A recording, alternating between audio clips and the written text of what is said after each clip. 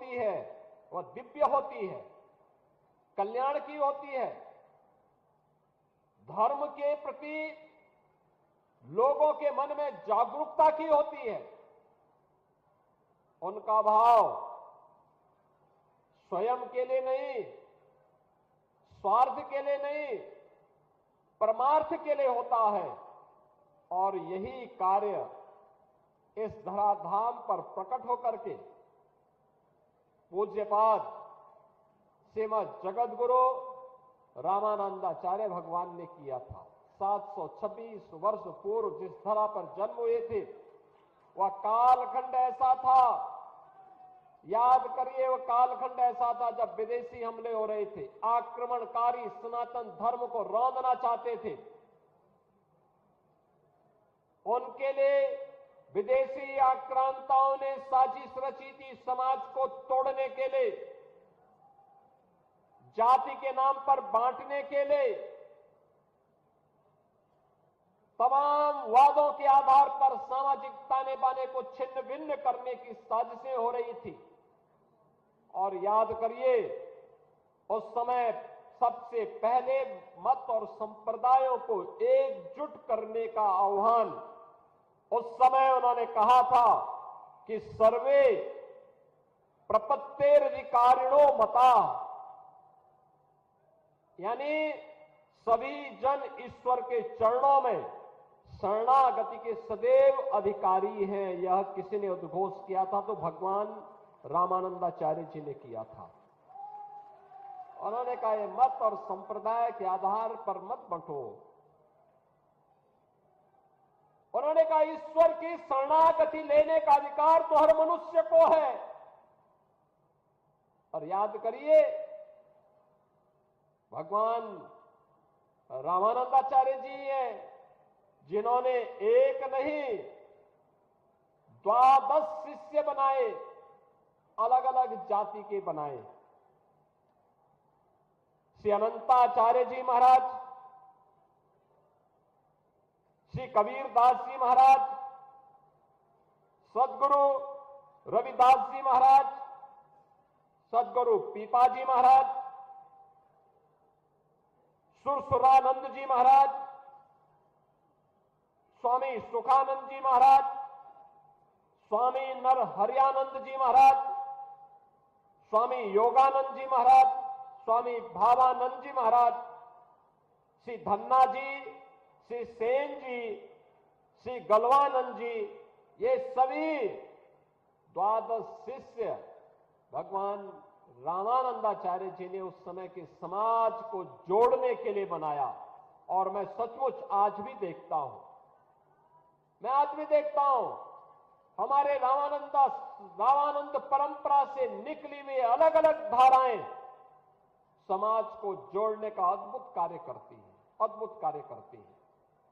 अभी जगतगुरु रामानंदाचार्य जी कह रहे थे, मैं देखता हूं ऐसे गांव-गांव में जाता हूं, जब मैं रविदासी संप्रदाय से जुड़े हुए संतों की साधना को देखता हूं, इस मंच पर आज ये सभी द्वादश परंपरा के संतजन यहां पर उपस्थित हैं। इस पंडाल में भी हजारों की संख्या में संतों की उपस्थिति, रामानंद परंपरा की अलग अलग धाराओं से, कबीरपंथी भी है, रविदासी परंपरा से भी है, श्री पीपा जी की परंपरा से भी है, अलग अलग परंपरा से जुड़े हुए सभी पूज्य संतों की उपस्थिति इस सनातन धर्म की उस एकता का उद्घोष कर रहा है जो आज की आवश्यकता है।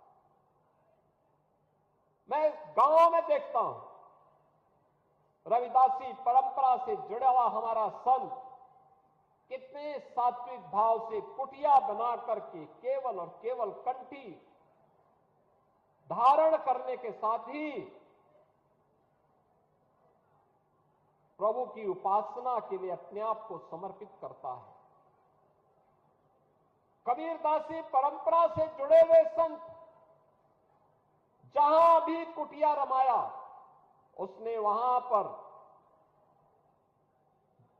जगतगुरु रामानंदाचार्य की परंपरा को उसी मजबूती के साथ आगे बढ़ाया।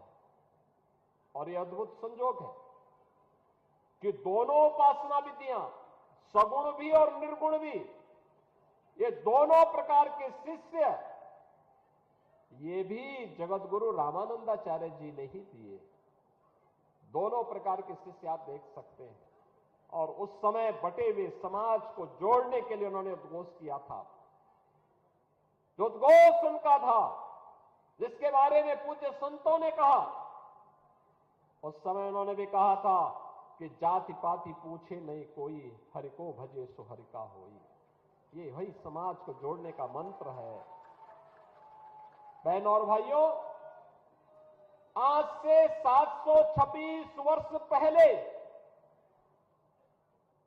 जिस दिव्य महापुरुष का प्रकट इसी प्रयागराज की धरती पे हुआ था, यही प्रयागराज आज फिर इसकी उद्घोष कर रहा है कि जाति के नाम पर, मत और संप्रदाय के आधार पर विभाजन हमारे लिए उसी प्रकार से सर्वनाश का कारण बन जाएगा जैसे बांग्लादेश के अंदर हम देख रहे हैं। बांग्लादेश के अंदर आप देख रहे होंगे, ये जो बांग्लादेश के अंदर हो रहा है, कोई बोल नहीं रहा है।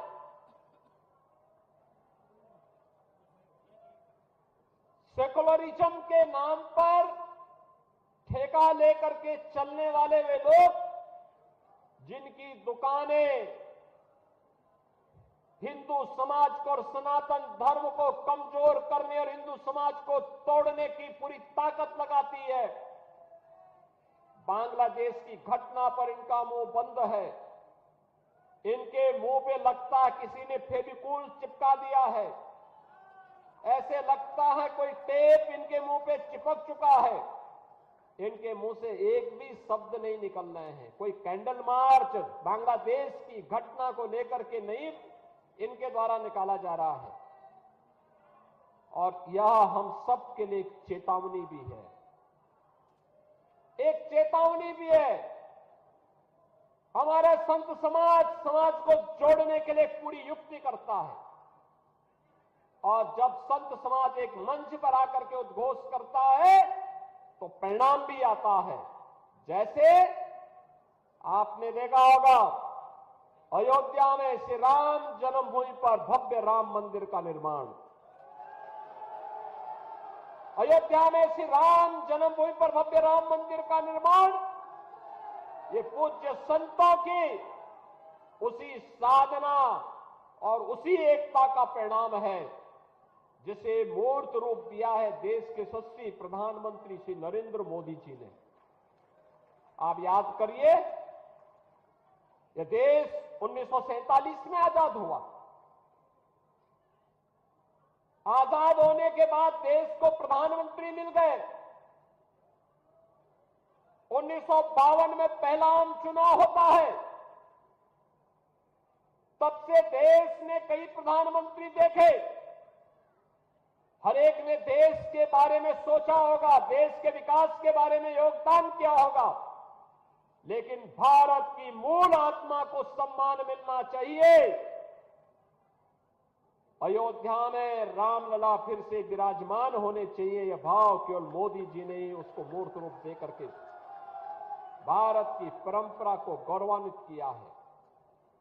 मोदी जी पहले प्रधानमंत्री हैं जो श्री राम जन्मभूमि में दर्शन करने के लिए गए, राम मंदिर के शिलान्यास में गए, रामलला के प्राण प्रतिष्ठा समारोह में भी गए और मंदिर निर्माण का कार्य पूर्ण होने के उपरांत जो शुभ मुहूर्त मिला था, सनातन धर्म की ध्वजा पताका को मंदिर पे आरोहण करने का, उस समारोह में भी प्रधानमंत्री जी स्वयं भागीदार बने और उन्होंने दिखा दिया दुनिया को इच्छा शक्ति होनी चाहिए कार्य करने की। जो लोग आज भी आपको बांट रहे हैं, बहनों और भाइयों, ये आपके हितैषी नहीं हो सकते, कभी नहीं हो सकते, कभी नहीं होंगे। ये वही लोग हैं जिनको सत्ता में रहने का अवसर प्राप्त हुआ था। जब सत्ता में थे तो स्वयं अपने परिवार के बारे में सोचते थे, उससे बाहर उनकी दृष्टि नहीं थी। आज तमाम प्रकार के नारे देंगे, स्लोगन देंगे, लेकिन ये वास्तविकता नहीं है। इनको जब भी मौका मिलेगा ये वही करेंगे जिन्होंने पहले किया था। पहचान का संकट खड़ा करेंगे, अराजकता पैदा करेंगे, सनातन धर्म पर प्रहार करेंगे, दंगों की आड़ में फिर से हर एक व्यक्ति को झुलसाने का कार्य करेंगे। हमें इसे किसी भी स्थिति में इसकी पुनरावृत्ति नहीं होने देनी चाहिए, किसी भी स्थिति में नहीं होने देनी चाहिए। और वह तब जब पूज्य संतों का सानिध्य है। हमारे जगत गुरु रामानंदाचार्य जी कह रहे थे ना अभी यहां पे, कह रहे थे सतुआ बाबा ने सबको जोड़ दिया। सतुआ बाबा ने अद्भुत काम कर दिया। भगवान रामानंदाचार्य की पावन जयंती और प्रयागराज में अद्भुत संजोग है। इस वर्ष पौष पूर्णिमा 3 जनवरी को ही पड़ गई थी, तो स्वाभाविक रूप से हमें इस आयोजन के साथ समय पे जुड़ने का अवसर प्राप्त हो गया। सभी को इस आयोजन के साथ जुड़ने का अवसर प्राप्त हो गया। सभी लोग यहां आ गए और हमने सतुआ बाबा से भी कह रखा है, जगत गुरु रामानंदाचार्य जी से भी कह रखा है, सबको हमने कहा भी दारागंज में बातचीत करिए और उस परिवार जहां पे जिस परिवार में या जिस स्थल पर जगत गुरु रामानंदाचार्य जी का प्रकट हुआ था, जहां वो प्रकट वहां पे उस भूमि पर उनका स्मारक और उनका मंदिर बने, सरकार उसमें सहयोग करेगी। एक बार बातचीत करनी चाहिए। बहनों और भाइयों, इतना दिव्य महापुरुष जिसने सचमुच बटे हुए समाज को जोड़ने का काम किया था, तो सतुआ बाबा तो जोड़ने का काम कर ही रहे हैं। और जो इस समय नहीं जुड़ेगा तो अंतिम समय में तो उसको सतुआ बाबा की शरण में वहां जाना है। काशी में मणिकर्णिका घाट में बैठते हैं वो।